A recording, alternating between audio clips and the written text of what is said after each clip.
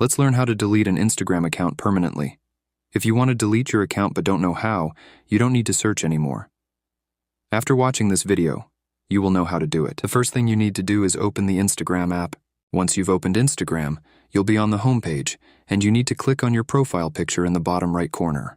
When you click on that, the page with your profile will open. On that page, you need to click on the 3 horizontal lines in the top right corner. When you click on that, a page with many options will open, and you need to click on the first option, which is Account Center.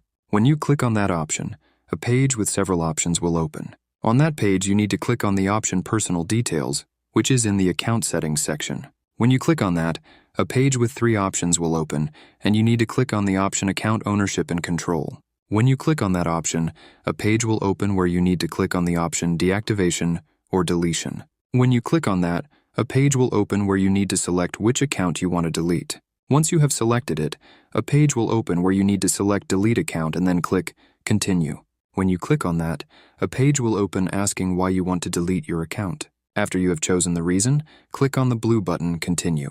When you click on that, a page will open where you need to enter the password for your account. After you do that, a page will open where you need to click on Delete Account, and when you do that, that's it. So thanks for watching. See you in the next video.